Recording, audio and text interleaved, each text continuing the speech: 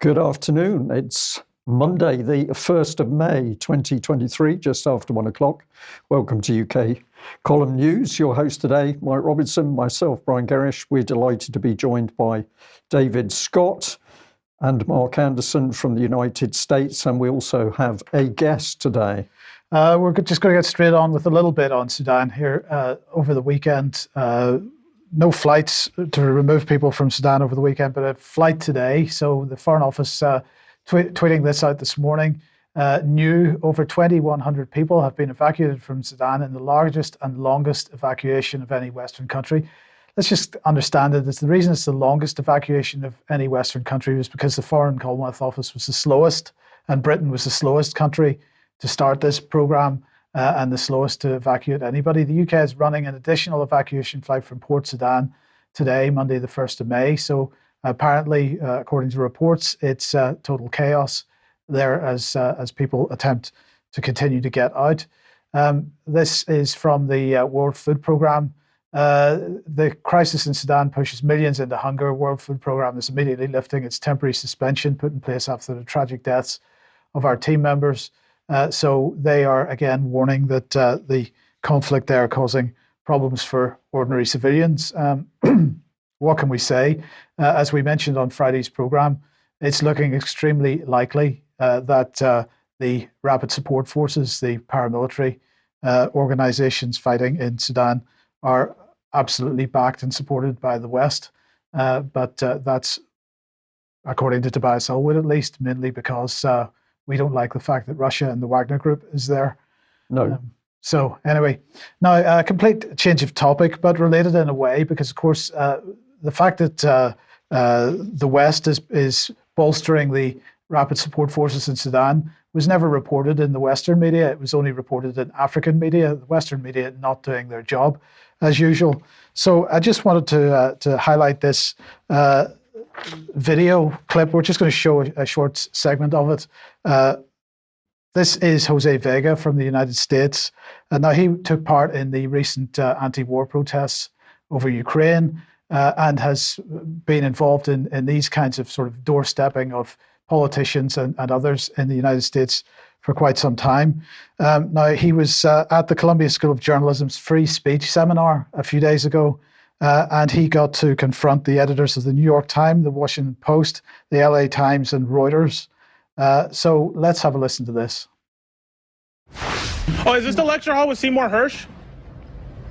I'm looking for the one with Seymour Hersh because it's a policy and press hall event. So shouldn't we be talking about the Nord Stream since that's the biggest story of the century? And you guys, I'm sorry. I mean, you have the executive editor of the New York Times there who came out with a phony story to try and block Seymour Hersh.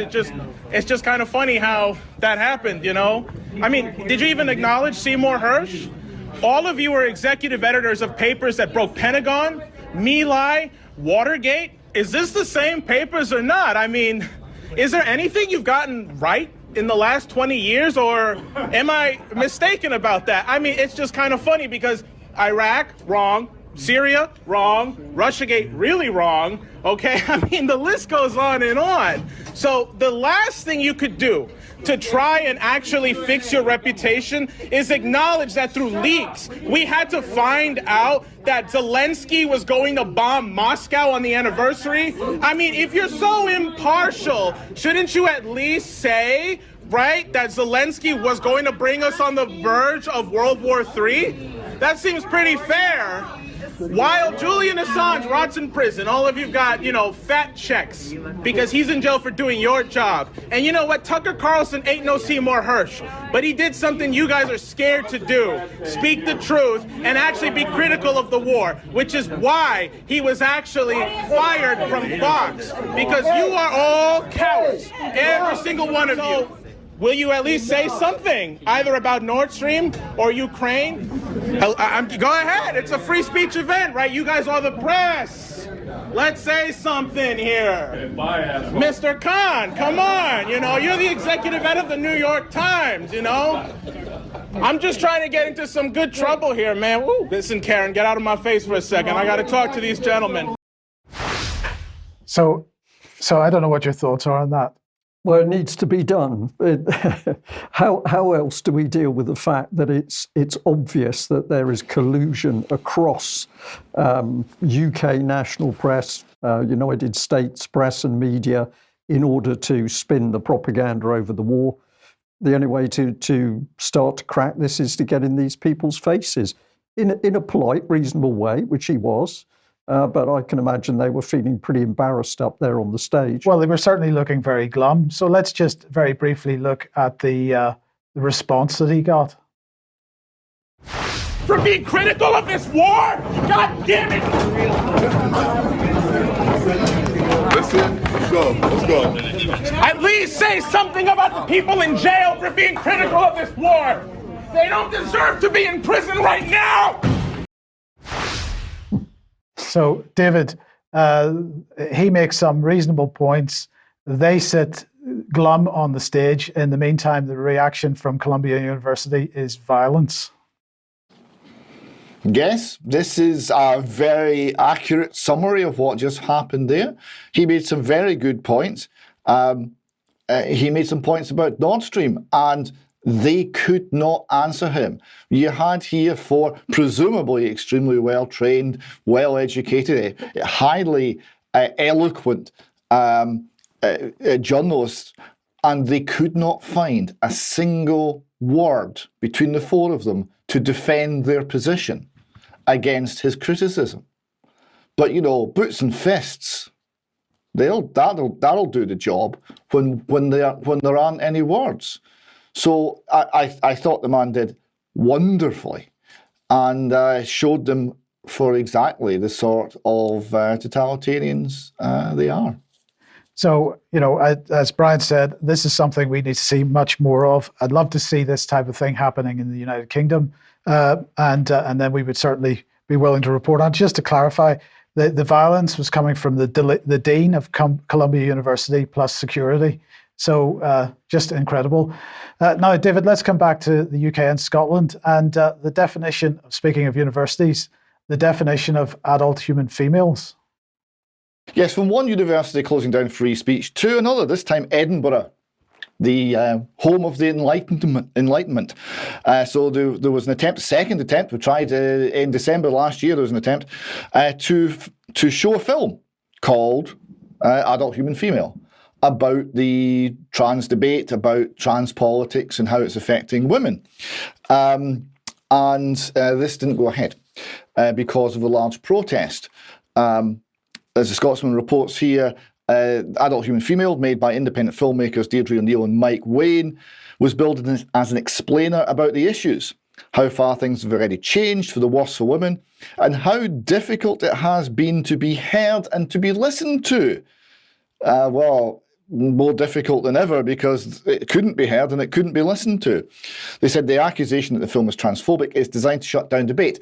Of course, that's what the word transphobic means. The whole labelling people as phobic, in other words, insane in some way, for disagreeing on some point of the queer agenda or the race agenda or whatever, is all designed to close down debate and silence people. The Edinburgh University spokesman said, "We're disappointed that, again, this event could not go ahead." I'm not very convinced by that. They said, however, with protesters restricting access, they weren't restricting access, that's a weasel word, they were barring access to the venue. Safety concerns were raised should the event proceed. It was therefore decided that the screening should not continue. So all you need in Edinburgh, you don't even need violence, you just need the realistic threat of violence, and the university will give in every time, it would seem. We have a few pictures here just to show the nature of the Antifa-esque protesters, black clad and hiding their faces. That's very reassuring. Now, we're very pleased to be joined by Richard Lucas, who was there. Richard, hello. Good afternoon. Yes, I was indeed there, yes. Now, we've got a little video to show what you were subjected to, or a small portion of it. We'll play this, and then I would like to explore with you a little bit about the nature of the protest and the what was being said and hurled at those who actually wanted to attend the film. This man is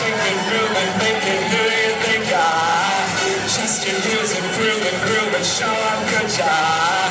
Swinging, shaking, moving, making who do you think just your heels and groove and show how good you are. Fun thoughts about Richard Lucas. His wife is anti-abortion. Unsurprising. Spinning out in the wrong direction. You got the bottle, so your roots up and garden. Giving is good as long as you're getting. I got the vision, it's a vision of better. I said, ooh,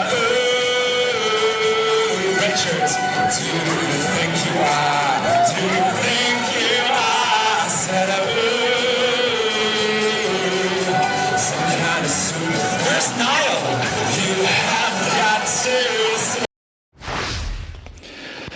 So they were clearly singling out Richard for special attention there, and indeed mentioned his wife and many other things. There was a lot of kind of school ground level insults. But the thing that particularly concerned me, Richard, was I was speaking to a young lady who was at the event, and she'd been to a lot of protests, and she'd been on counter protests where she was very much in the minority. So no shrinking violet, and she was really affected by the nature of the invective that was directed against her. It was personal. It was designed to create anxiety. It was designed to cause emotional and spiritual harm, I think. And she found it really very, very worrying, a very threatening atmosphere. What did you think? It was a bizarre situation. Just to clarify, there were two groups of protesters, really. There was the Antifa people. They were a handful. And they just sellotaped their flag over the entrance, handful of them standing there. And the university just put a fence around them and obviously decided that they weren't going to do anything about it. So the university just completely capitulated, made no effort at all to remove this handful of people who were blocking the entrance.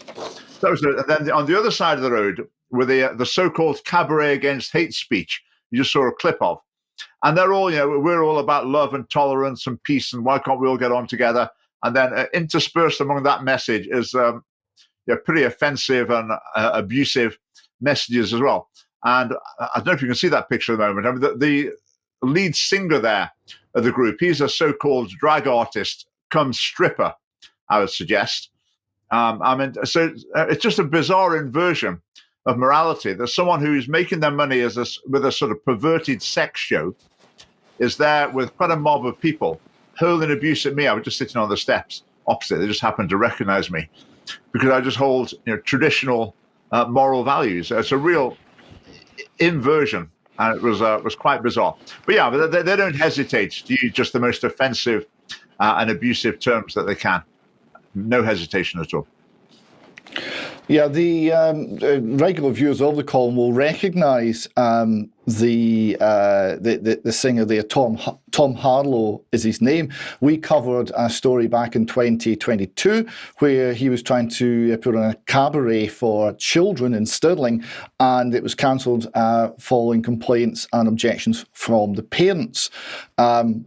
They were linked straight through from the social media advertising this show straight through to X-rated content he had online, and the parents weren't very happy. So this is the kind of leader of that particular group.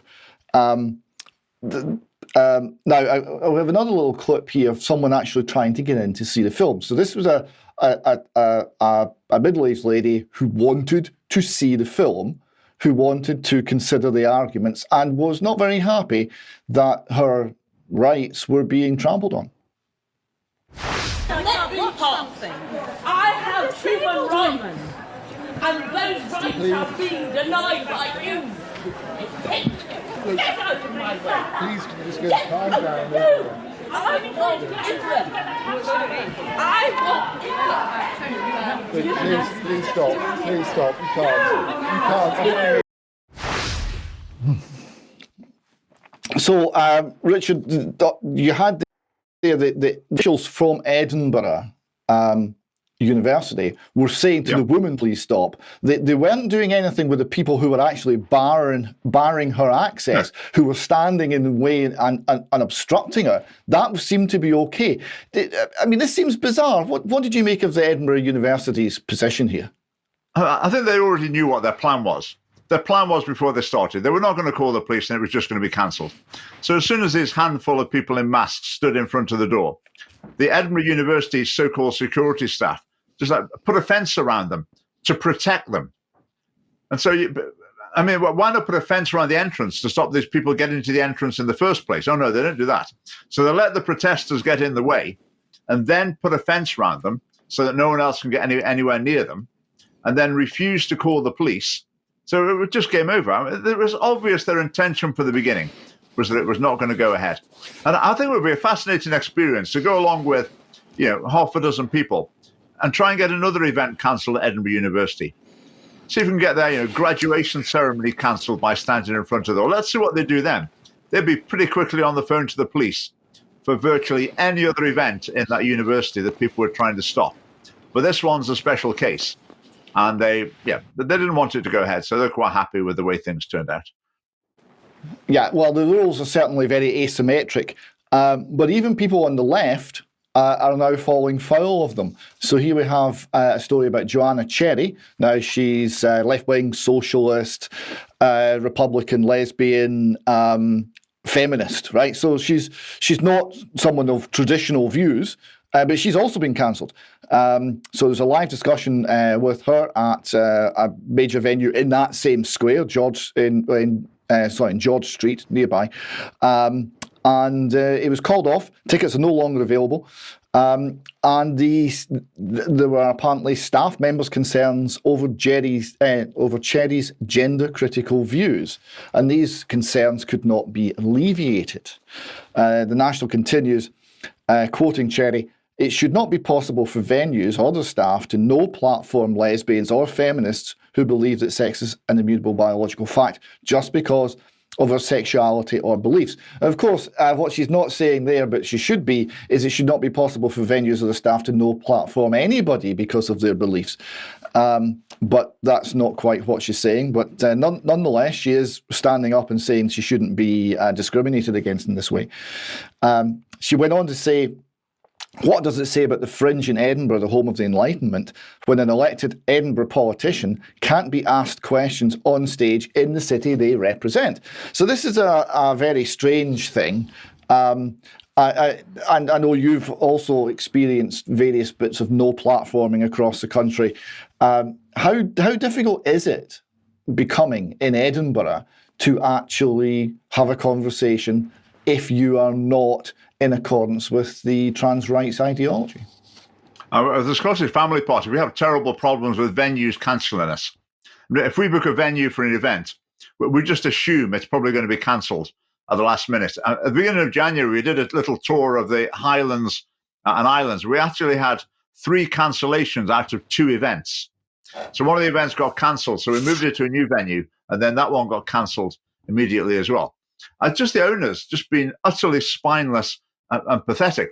Then you get the likes of Joanna Cherry standing up there. You probably, some viewers might be aware of her. Joan McAlpine used to be an SNP MSP, and she was a gender-critical feminist. So she was sort of no-platformed a little bit, and she was complaining about it, how unfair it was. And yet that very same Joan McAlpine would be front of the queue calling for people with more traditional values to be cancelled and to be banned from council venues, their events to be shut down, etc. So I think for a lot of these people, maybe the Joanna Cherry would be among this group, that their definition of free speech, it just extends far enough to include what they think. But then people like me would still definitely be on the blacklist, and they'd be quite happy for anyone and everyone to cancel us. So I think we need to be very careful before we see people as allies in the campaign for free speech, because some people just wanted to extend far enough to include them and no further. Indeed. And if it couldn't get any dafter, we just finished with this in the Telegraph. The Human Rights Commission, the Equality and Human Rights Commission, paid £18,000 for an academic to write a summary report on whether academics feel able to discuss the gender wars on campuses, based on an earlier study he made at the City University of London. Unfortunately, it's now not going to be published, or so it seems, because the academic in question had the information confiscated and has been sacked following cries from activists alleging that he is transphobic. So even the report into whether academics feel free to discuss matters of gender has in fact been cancelled by the cancellation team, making sure that no one discusses anything to do with gender. You can't make it up. Over to us. Well, there's the pause as always, but yeah, we're seeing a complete inversion of common sense and morality, and this is now not only government policy, it's been forced through the local authorities, and ultimately venues, of course, succumb to the intimidation of those local authorities. That's how I see the system working. So the whole thing stems from the people and the policy that are driving this despicable madness. So, Mark, that brings us to you then. And a Texas town upset by a book ban is now considering closing their library. Yeah, this is in the Panhandle region of Texas toward Oklahoma. And interestingly enough, this is a Voice of America, voanews.org, I believe, or voanews.gov. That's the actual official U.S. government propaganda / news site reporting this. And this has to do with the longtime National Library Association list of banned books. There's a whole thing going on here. But essentially, we have a situation where the parents in this town in Texas, up in Llano, Texas, are objecting to books that are in the public library there that are sexually explicit. And I'm having a little trouble reading the screen here. It's a little smaller than I thought. Hold on here. Mark, let me help you out. I'll do the section that you've highlighted there. It says books that have LGBTQ themes are the most likely targets, according to the report. The issue of which books are in a library and school has become a flashpoint in communities across the US, with conservative lawmakers and groups saying they are turning to banning books to protect children from pornography. Civil liberty organizations, writers, and libertarians say book banning attempts are censorship. So we have, Mark, we have the opposite situation there then, where rather than, in this case, we have parents actually complaining about books in the libraries rather than the libraries holding trans activist events. And because the parents are complaining, that what the local authority is threatening to close the library in its entirety. Yes. Now, this is not to say that there aren't libraries that have hosted tranny events and drag queens and things like that, reading children's stories. That has happened. But yeah, this is, as you say, Mike, a rather unique situation. And going on to this next slide, I can read a little bit now. I appreciate Brian covering for me on that one. A book has never hurt anybody, according to J.R. Decker, who said his family has lived in Llano County for generations. My government's telling me the only thing they can protect my child from is books. They should be worried about gun violence and school safety, and so on and so forth. And then there's another quote there a little further down. This is not a nation. This is not a Nazi nation. You don't get to pick our reading material. It's ours. And the library is a vital part of our community. But they said it's a safe place for kids, said Schneider. Now, I believe Mrs. Schneider, someone who's complaining about this, it's not a safe place for kids. These are all books that are currently on the shelf in the Llano Library. And she's referring to books that are sexually graphic. So what's going on here basically is that you have taxpayer-funded libraries, and you have parents who pay those taxes, and they're objecting to sexually explicit material in those libraries.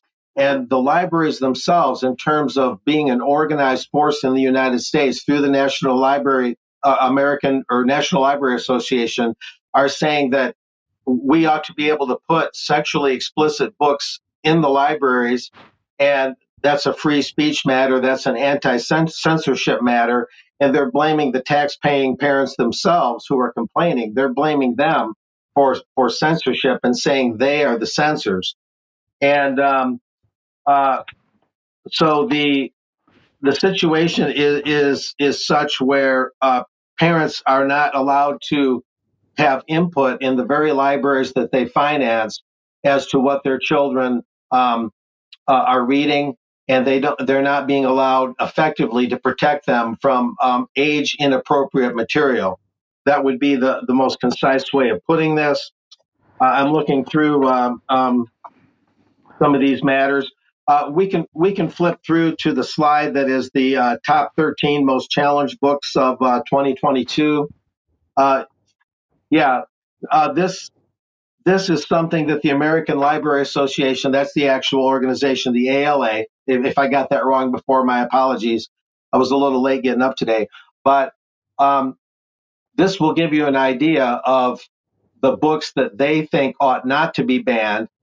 And I need not really read much from that particular slide. We can move from there and list some of these books. Now you have Gender Queer, a memoir by Maya Kobabe.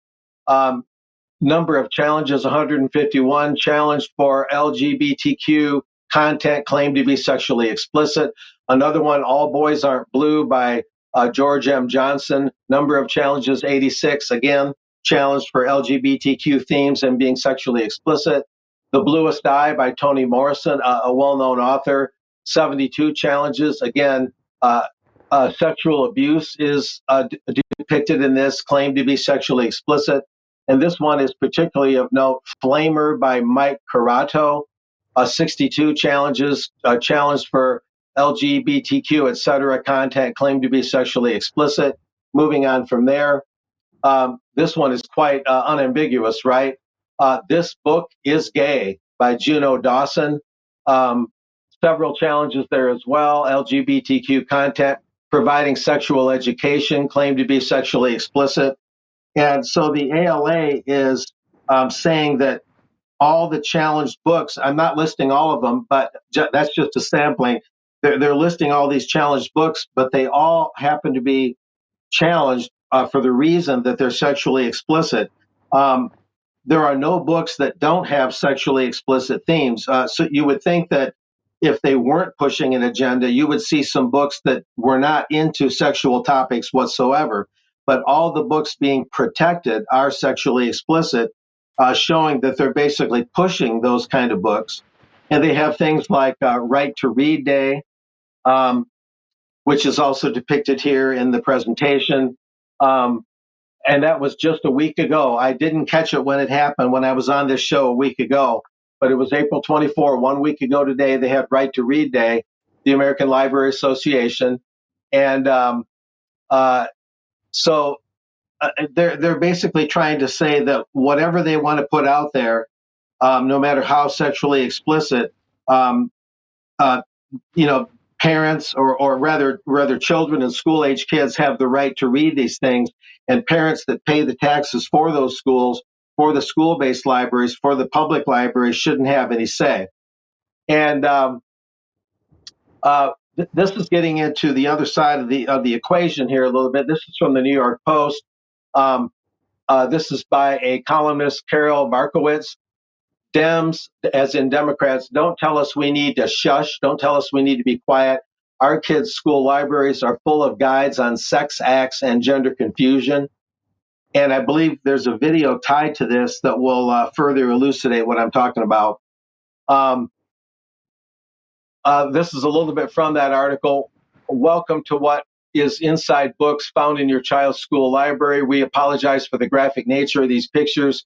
You don't expect to see images like this in a newspaper or on your television, and yet they are readily available to small children in their school's library. The question is no longer whether there is pornographic materials within your kids' reach at their school. The question is whether or not we're going to do anything about it. In Florida, Governor Ron DeSantis has decided to act on this for his troubles. Democratic activists and politicians have labeled DeSantis a book burner. And I think with that, if that video is queued up, we could run that brief video.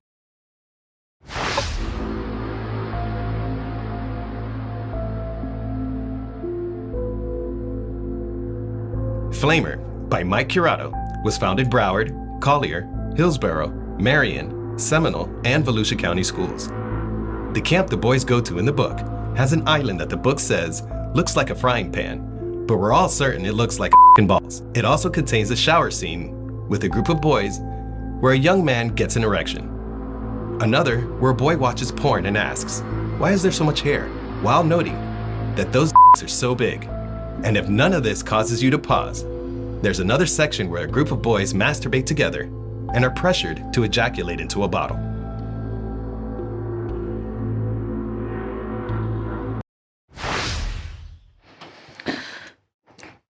Yeah, so I don't know if you have comments, but you might want to comment.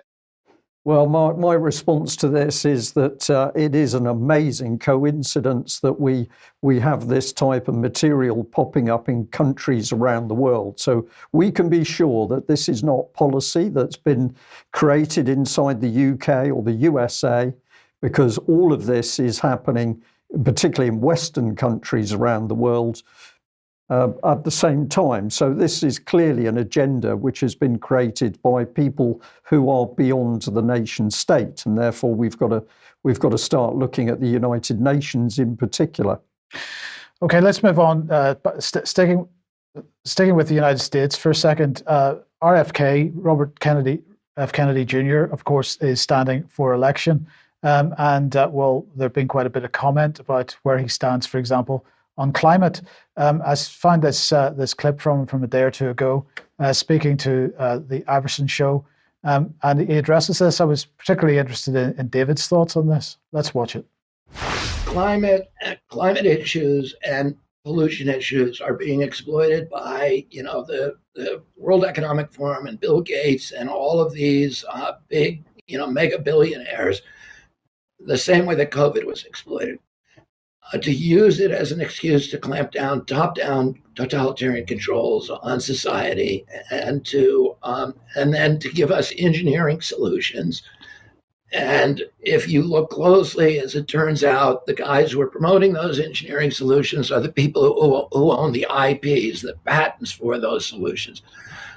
Oh, it's a way, it's being used. They've given climate chaos a bad name, because people now see that it's just another crisis that's being used to strip mine the wealth of the poor and to enrich billionaires. And I for 40 years have had the same policy on climate and engineering. You can go check my speeches from the 1980s, and I've said the most important solution for environmental issues is not top-down controls; it's free market capitalism.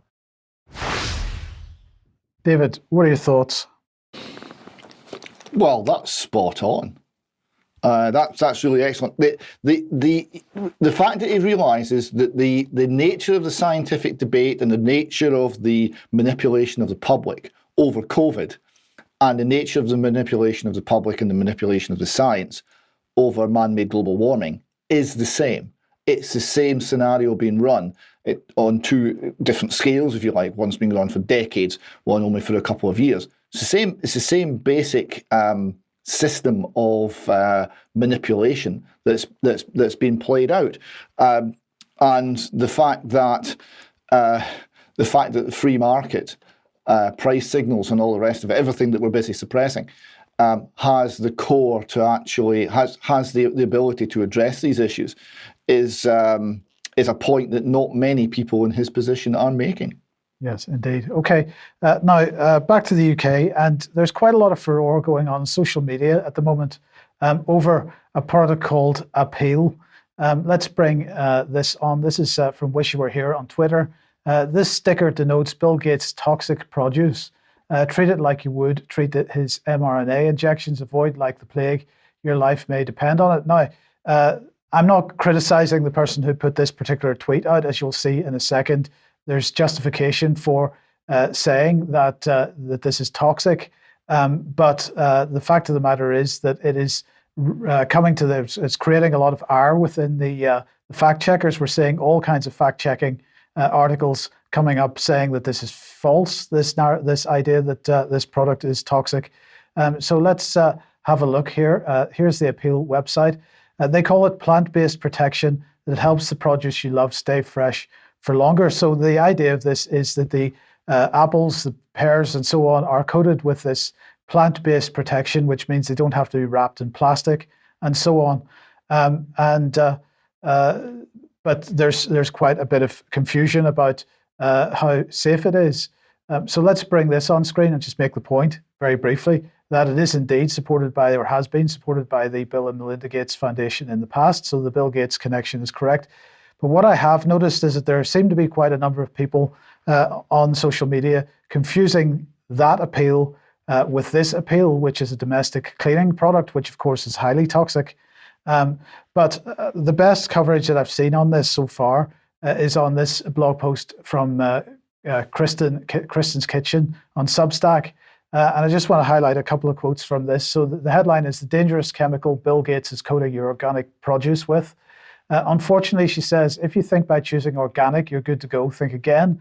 On their website, they state, we have formulations that are OMRI listed for the growers and distributors of USDA certified organic produce. They say that it helps reduce plastic, which might be true, but what exactly is this coating made of? They state in the frequently asked questions that there's only one ingredient, but then they go on to say that it's only composed of food grade (brackets multiple ingredients) made from, quotes, plant materials. She goes on to say, Appeal brags about its purified mono and diglycerides, a food ingredient that is found in a variety of foods. According to Dr. Josh Axe, mono and diglycerides are the go-to replacement for deadly trans fats and a food industry staple that helps keep oil and fat from separating. Harry explains that this additive is a byproduct of oil processing, including partially hydrogenated canola and soybean oils. This additive is a byproduct of oil processing, which contains artificial trans fats, a danger food ingredient known to cause coronary heart disease and linked to 50,000 fatal heart attacks a year. And so the article goes on, and I strongly recommend that people read that article. So there's two issues going on here. One is the confusion over the name Appeal, because there are various regulator reports using that name Appeal, which refer to the domestic cleaner, not to the coating for your vegetables and fruit. On the other hand, it's pretty clear that, or at least it's pretty opaque, exactly what's in this product. And what they say also in the frequently asked questions is, of course, you can't wash it off. So if you're going to consume the product, you're going to consume whatever it is that they are coating the product with. So I think the fact checkers in this case are, once again, being very narrow in their interpretations when it comes to saying that this allegation is fake or false. And I think there are many, many more questions to be asked about it. Now, moving on then to online safety. And if you remember last week, we were talking about this open letter on the online safety bill from an organization called Threema. And Threema is an app which allows people to chat with each other, and it supports end-to-end encryption. And they were absolutely warning that the EU with their chat control legislation and the UK with its online safety bill, same for the United States, using child protection as a pretext for full-scale surveillance of chat communication without probable cause. And that was signed by a number of organizations, including Threema themselves, of course. I just wanted to mention that India now has banned 14 of these messaging apps because they are claiming that the apps are being leveraged by Pakistan-linked terrorists. So it's not about child safety in India, it's about terrorism. And so because terrorists are using these apps just like the rest of the population, then the entire population has to be banned from using the apps. So this is a pretty bogus reason to be doing this, but I just wanted to make the point that this seems to be a global policy, this restriction on encryption and the ability to have a conversation which is not being surveilled by your particular nation state. Well, if we can't decide what we can and can't eat or should and should not eat, we're certainly not going to be allowed to as to how we communicate with each other. Well, indeed. With each other, somebody else has got to do that for our safety. Now, David, let's move on to economic matters and First Republic Bank. Yes, another week, another banking collapse. So this is First Republic.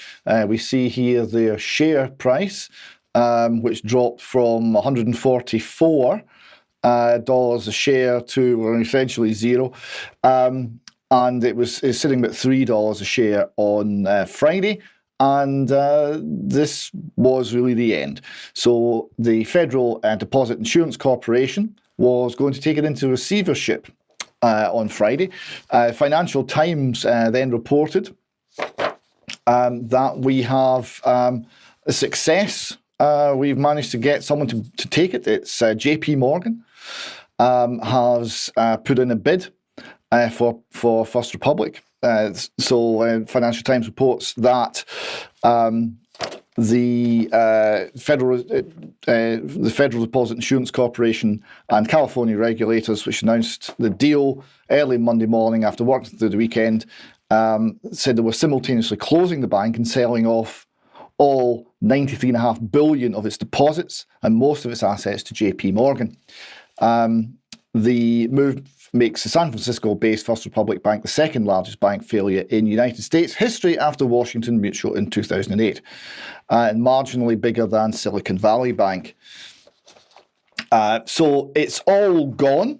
So JP Morgan are acquiring $173 billion in loans from the First Republic, and it's not assuming the failed lender's corporate debt or preferred stock. JP Morgan will get a one-time $2.6 billion gain on the deal, but expects to spend $2 billion on restructuring costs in the next 18 months. The federal government, the Federal Deposit Insurance Corporation, is providing $50 billion in 5-year fixed-term financing. So on Friday, the story was, well, the regulators are moving in to save First Republic Bank. The nature of the saving is the same way that they save horses that break their legs at Beecher's Brook. They die. Right, it eliminates them. In this case, the point I think we should take away is we've got a big bank, one of the systemically important banks that's backed by the government very, very closely. JP Morgan have come in, they've bought up the bank at a bargain rate. They've made an initial $2.6 billion on the deal, and another American bank no longer exists. The position in America was they have a lot of banks, a lot of small banks, which fund the local community, fund industrial and commercial activity in the local community, and this is going to become less and less as the banks are swept up to JP Morgan and other giant corporations. And the banking environment in America will become much more like it is in Britain, in Europe, where a few very large players dominate the market almost entirely and small banks are unknown. We're not there yet, but that's the direction of travel.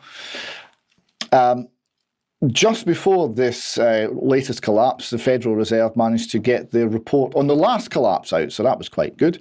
So the review of the Federal Reserve's supervision and regulation of Silicon Valley Bank, that's the name on the report. I thought it was quite funny that the first page of the report was all advertising what the Fed do. How good are the Fed? And it says, well, the Federal Reserve promotes the stability of the financial system. This isn't a report about the instability of the financial system. And it says it promotes the safety and soundness of individual financial institutions. That at the introduction to a report about the failure of a financial institution. I thought that was quite funny. They have no sense of irony or indeed shame, it would appear. Key takeaways from the report. It's all the Silicon Valley Bank's board of directors and management's fault. They failed to manage the risks. It's not the Fed, you understand. The Fed's fine. The supervisors, that's the Fed, did not fully appreciate the extent of vulnerabilities. Silicon Valley Bank grew in size and complexity. Okay, it might be a little bit of their fault. They did not identify the vulnerabilities. Also, when they did identify the vulnerabilities, they did not take sufficient steps to ensure that Silicon Valley Bank fixed those problems quickly enough. So, okay, it was a regulatory failure. Why do we have a regulatory failure? Oh, well, you see, it's all about the Economic Growth Regulatory Relief and Consumer Protection Act.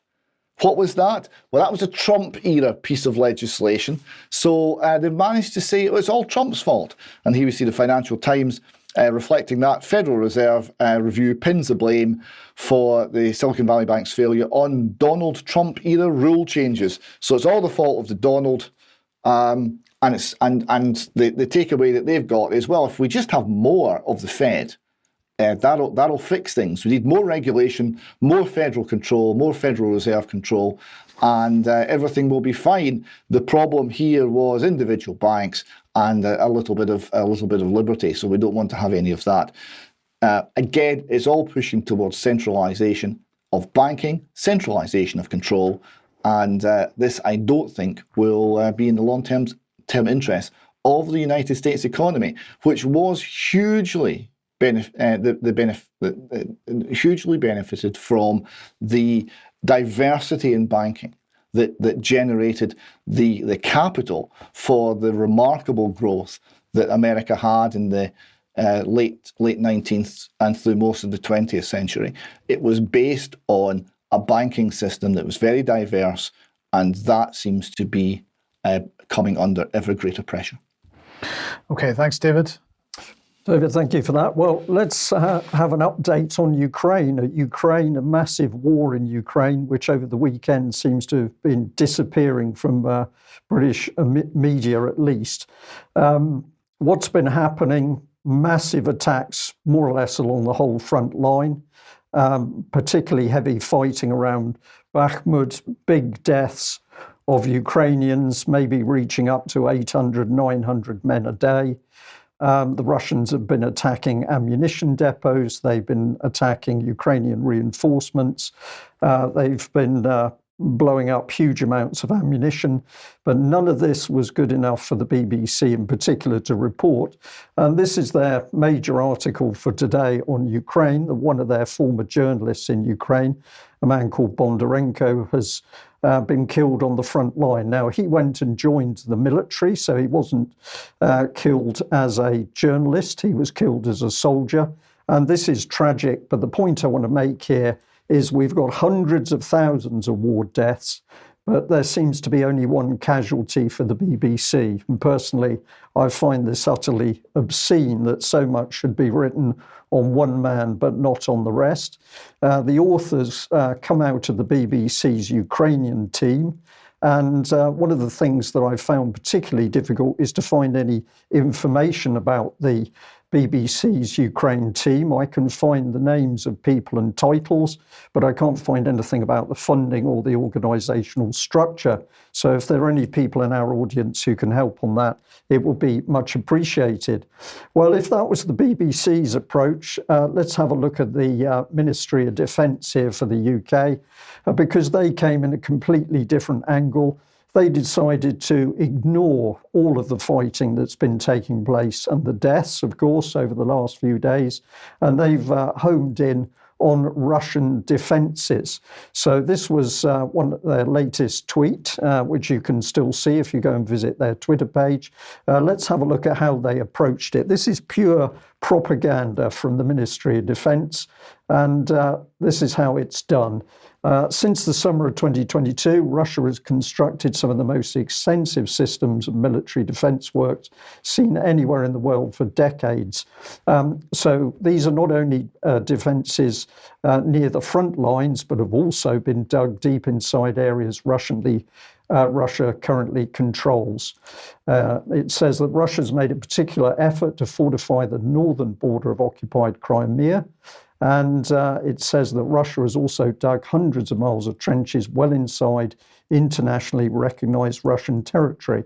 So whilst the Russian onslaught against the Ukrainians continue, and the Ukrainians are dying in their thousands, short of ammunition, in very muddy, rainy conditions still, the Ministry of Defence switches to the fact that essentially the Russians are running for cover and having to create all these defensive positions. And this, I thought, was particularly offensive. It says, however, some of these works have likely been ordered by local commanders and civil leaders in, quote, attempts to promote the official narrative that Russia is threatened by Ukraine and NATO. Well, of course, that is the absolute reality, that Russia is facing a NATO proxy war. But here's the meat of it. The defences highlight Russia's leaders' deep concern that Ukraine could achieve a major breakthrough. So basically, the Russians faced with a NATO proxy war, the Ukrainians do the dying. But what are the Russians doing? They're building defences which ensure that Ukrainian forces are going to be slaughtered in attacking prepared defensive lines with no air cover. So this is pretty incredible stuff. The reality on the battlefield is that the Russian advances through Bakhmut continue. So the area inside the blue line, last Ukrainian stronghold in the southwest of Bakhmut. And this is a little bit more detail. This has come from the Free Russia website, another excellent channel for analysis. So I encourage you to have a look at that yourself and support. But detailed maps, and the light blue area there was showing the last Russian advance leaving one stronghold. And this is the stronghold highlighted on the map. And this was a Ukrainian stronghold because it comprises a large number of very high-rise buildings, and therefore it forms a natural fortification. But the Russians also now moving behind that area to complete a total encirclement. So this is where things become very unpleasant, that the Ukrainians now, if they try and escape, are left with just open fields and muddy terrain. All of this is under Russian artillery fire, so the Ukrainian casualties are horrific, and they will be even worse when the rest of the troops inside Bakhmut surrender and attempt to leave. This is a bit more detail of the Russians moving through behind the stronghold area. And I'm just going to highlight this. It looks very much like a temple if you see a picture of it, but it's actually a bank. And if we bring that into a photographic image here, one on the right of the screen, you can see the utter devastation of Bakhmut as the fighting has taken place. You can see in the lower foreground the bank, and you can see the highlighted Ukrainian citadel there, which is the last area, and indications are that the Ukrainian troops are already leaving that area. If we have a look at a little bit of film footage, this is where, again, the Western media doesn't want to talk reality because the Russians are now using extremely powerful air-launched weapons, and we get some idea from the size of these explosions. So rather than using men to clear the buildings, the Russians are simply destroying the whole building blocks. And this one we may have shown before, but I'll show it again because this is the barometric weapons being used. They don't have to hit the blocks themselves because the shock wave kills troops within the shockwave area. So that is particularly bad. The next little clip is a little bit distressing, but there's no other way of showing this. This is bringing us into the reality of what's happening on the ground, particularly where troops are caught in the open. And I'm going to say that could be Ukrainian or Russian. So we've got an armoured vehicle here with a casualty lying bleeding, and it would appear one seriously injured or dead Ukrainian soldier. But the reality is now that the statistics, the UK column seems suggest that up to 300,000 plus Ukrainians have been killed, possibly 50,000 plus Russians, and that leaves some 900,000 men injured. And of course, the BBC is still not going to tell the truth about the carnage. And I'll just add for people who are listening in that in the clip, at least one of the Ukrainian soldiers was able to get up, unlike his colleagues. But hand in glove with this, we have really offensive pictures of forceful recruiting, of more people to go on the front lines. The story behind the image I'm showing on screen, it's a Ukrainian soldier with a gun who's trying to pull a woman out of a car. He's not after the woman, he's after a young man who has escaped the recruiting office and has sought sanctuary in the car. And there's another picture here of a young man clearly going to be taken by the recruiting squad, but he does manage actually to get away, which is pretty stunning. What's going to happen to these young men on the battlefield? They're going to die very quickly, and they will probably die without even seeing a Russian soldier. But of course, British Ministry of Defence, the BBC and the rest of the nation's newspapers simply don't want to tell the truth of the carnage in Ukraine. Okay, let's bring RUSI on screen then. This is the Royal United Services Institute. They've published in the last couple of days a paper called Dangerous Targets, Civilian Nuclear Infrastructure and the War in Ukraine, Preliminary Lessons for Safety and Security in War Zones. So, of course, they're very concerned about Zaporozhye and other nuclear facilities, civilian nuclear facilities in Ukraine. So let's look and see what they're saying. They say the greatest threat to Ukraine's nuclear power plants is likely to be from a direct strike on is unlikely to be from a direct strike on a reactor and ensuing large-scale radiological incidents similar to the 1986 Chernobyl disaster, but rather the failure of key systems, namely water and energy supply, or human error. They say there's also a risk that Ukraine may run out of available storage for its used nuclear fuel, as it cannot currently transport spent fuel safely. Finally, the possibility that Russia may manufacture a radiological incident at the Zaporozhye nuclear power plant or any other facility to spoil a Ukrainian offensive should not be disregarded. Well, I'm not aware that the Russians have ever said that that was something that was on their radar, but, well, suddenly RUSI decides that it is, and they're clearly suggesting there could be some kind of false flag. Well, this is fascinating, Mike, when there's a lot of information coming out at the moment, say the Americans now monitoring Ukrainian territory for nuclear fallout or nuclear waste or dust. And at this particular time, RUSI is pointing a finger at the Russians. Yes, so let's go on. Over the past year, they say Russia's military activity in Ukraine has resulted in serious threats to the safety and security of Ukraine's nuclear infrastructure, and there is good reason to believe that Russia has violated the protections granted to nuclear power stations in international humanitarian law. So they make a number of points. I've just chosen a few of them. These are the things that need to be done. We need to ensure the personal safety and welfare of staff at nuclear power plants, including sufficient staffing levels. So we've got to ensure the personal safety and welfare of staff, unless they're Russian, because if they belong to Rosatom, then they need to be penalized. They don't say what penalize means in this case, but they say that penalize Rosatom staff operating at the Zaporozhye nuclear power plant for participating in Russia's occupation of Ukraine. Then we've got to establish deterrence against deliberately manufactured radiological incident by making clear to Russia that any such incident would be followed by a massive response to mitigate damage and expanded support for Ukraine's war effort. What I'm going to say here is, at no point in this document do they suggest that perhaps negotiations and a ceasefire and the end of the war might be the best way to protect the civilian nuclear infrastructure. No, we've got to make sure that we have a massive response should there be anything which is what they would describe as a Russian deliberately manufactured radiological incident. At the same time, we, the British, the West, pumps in the depleted uranium weapons. The irony is incredible. Isn't it? Okay, if you like what the UK Column's doing, you'd like to support us, please head over to community.ukcolumn.org. Options to help us out there. Now, our membership fees will be rising today, so you've still got a few hours if you would like to get in. I'd just like to, on the old rates, and I'd just like to say thank you very much to the people that have done so over the last few days. That's very, very much appreciated. But there's still time. It'll be dinner time tonight before we see that change, probably. Or you could pick something up at the UK Column shop. That would be much appreciated as well.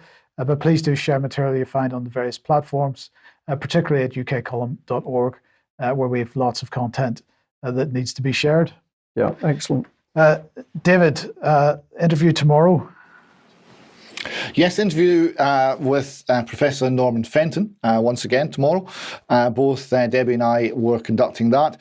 It covers a lot of very important statistical evidence regarding COVID, and also the nature of the pressures that have come on the professor to attempt to silence him from speaking what he believes to be the truth and accurate information.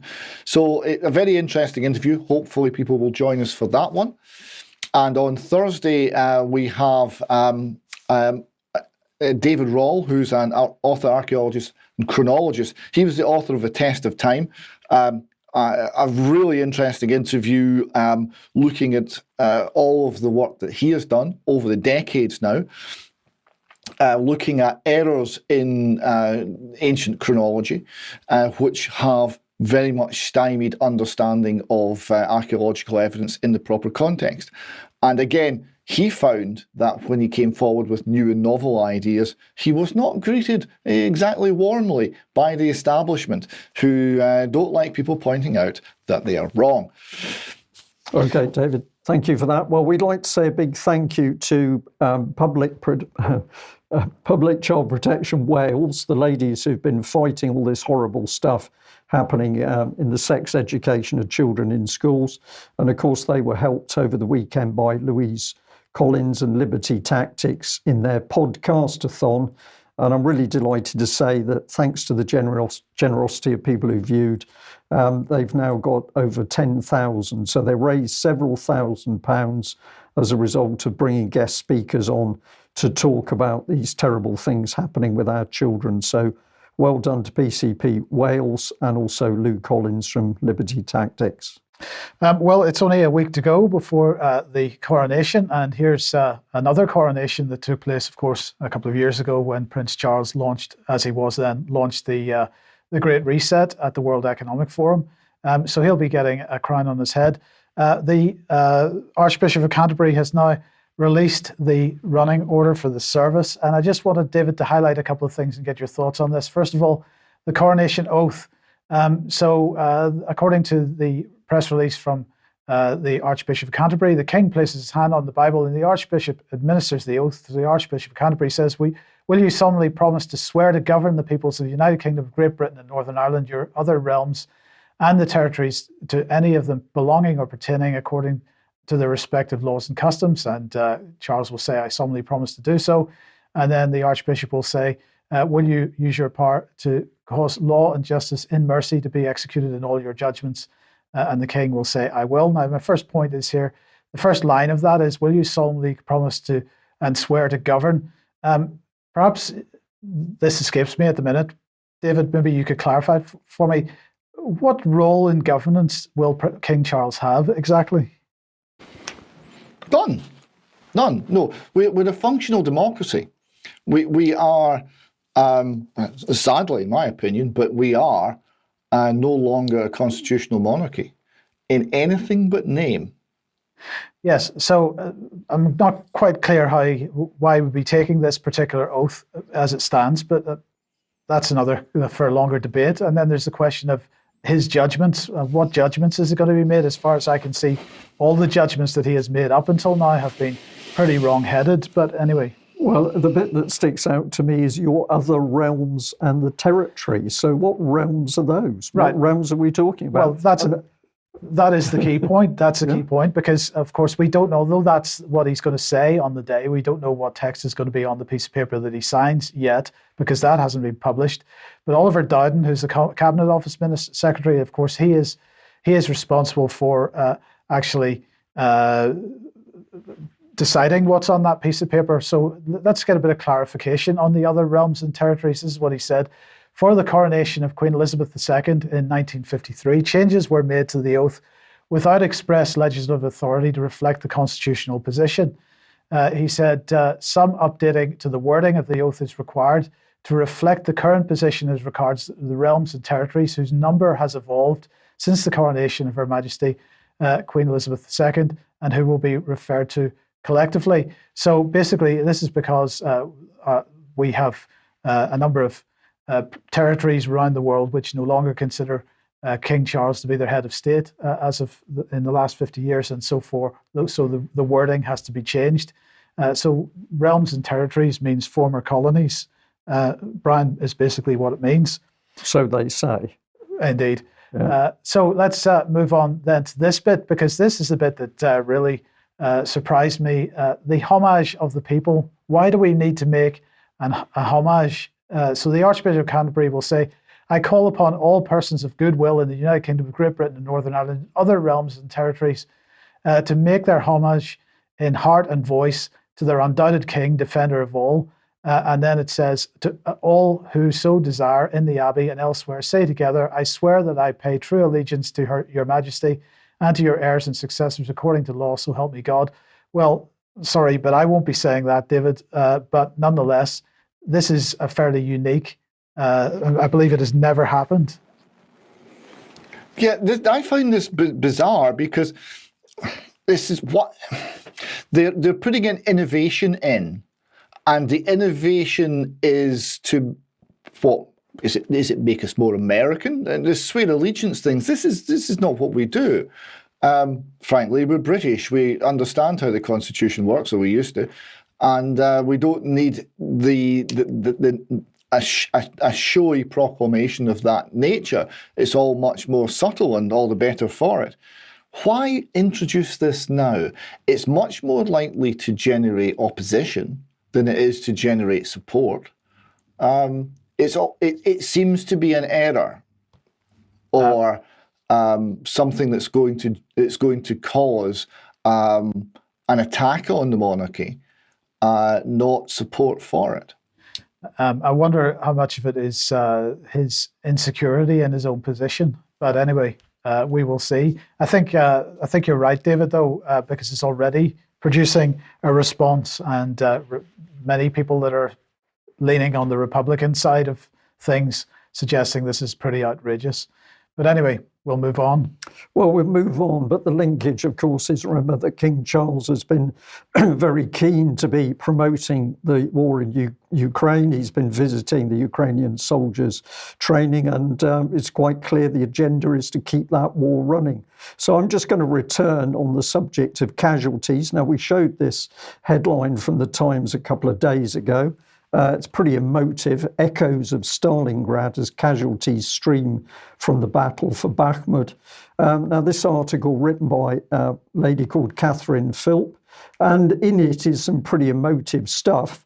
But amongst the talk about how difficult it is to treat the flood of casualties, there's this statement: Ukraine forbids the reporting of casualty figures, although last month Western officials gave a figure of 120,000 killed and wounded against 200,000 from the Russian side. And then she goes on to say, Kiev is said not to share the true figures, even with its allies, meaning the Pentagon may have little idea of the true toll. So that's an incredible statement that here she is as a journalist with a team working inside Ukraine, but they're really not sure what the casualties are, and we should only worry as to whether the Pentagon knows. We're not going to worry whether the British public knows after their money's gone to Ukraine. So I'm going to say, does Catherine Philp really not know that Kiev is hiding huge Ukrainian casualty figures? And of course they're doing it because if those figures were to come into the public domain in Ukraine or the UK, I suggest the call for a stopping of the war would increase. But is she incapable of investigating the true horror of these figures?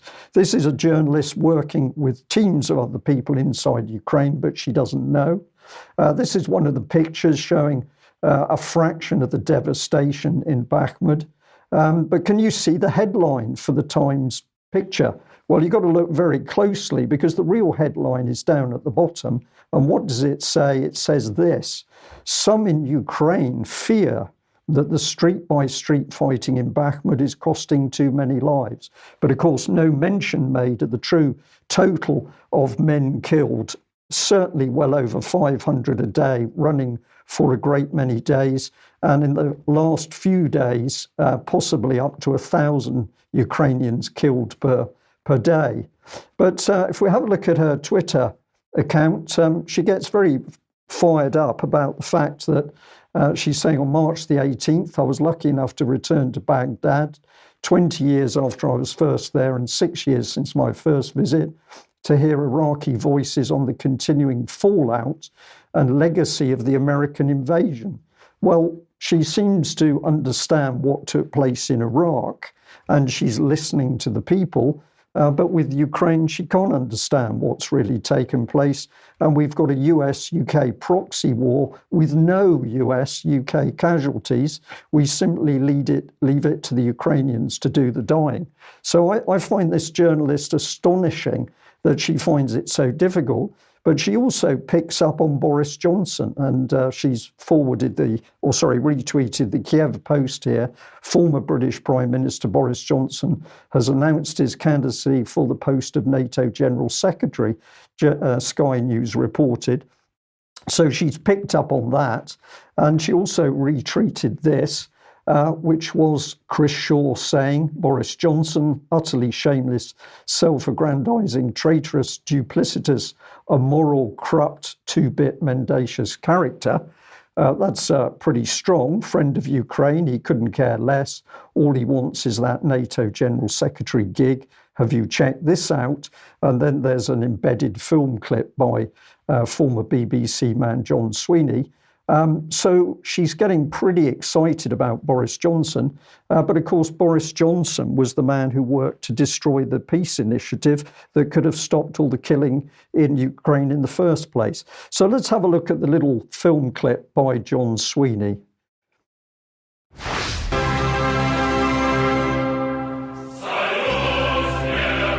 Welcome to Umbria, in the heart of Italy, and we're interested in this mountain over here. You could call it La Montagna dei Russi, the mountain of the Russians. The far side of the mountain is owned by the Yakunin family, very close to Vladimir Putin, and there's even gossip that Putin himself might have an interest in the mountain. The south side is owned by Yevgeny Lebedev.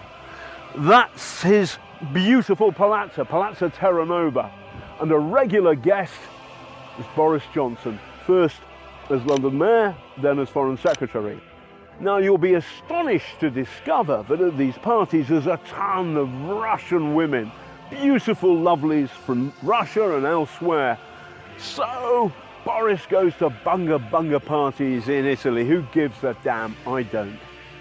But, and here's the rub, MI6 did. What concerned them was not what Boris was doing, but where he was doing it, the Russian mountain.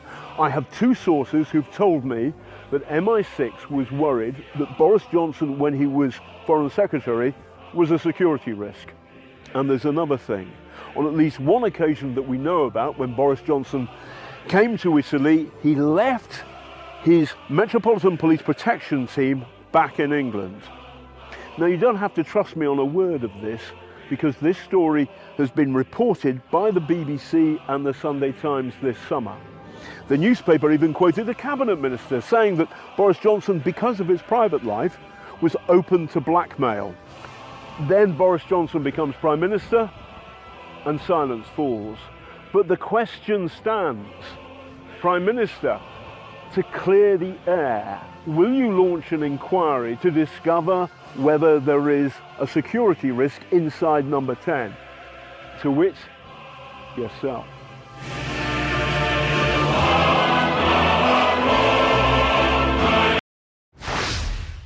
So obviously we're going back a couple of years there. I think that clip was made somewhere around 2018. But of course, the point remains that Boris Johnson worked to prevent peace in Ukraine.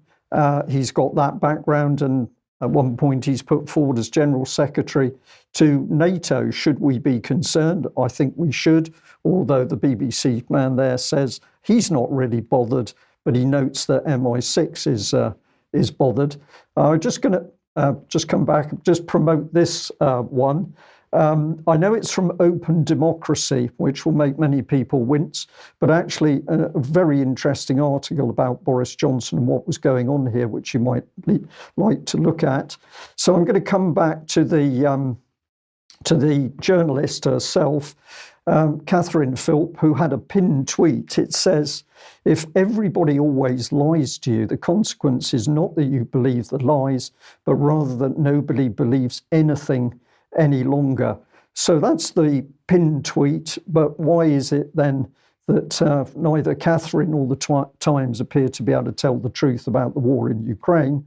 And if we want to understand this lady a little bit more, you need to get further down her Twitter page where you find this. And I am not going to apologise that there's some pretty offensive stuff in this. I think it needs to be put in front of the public.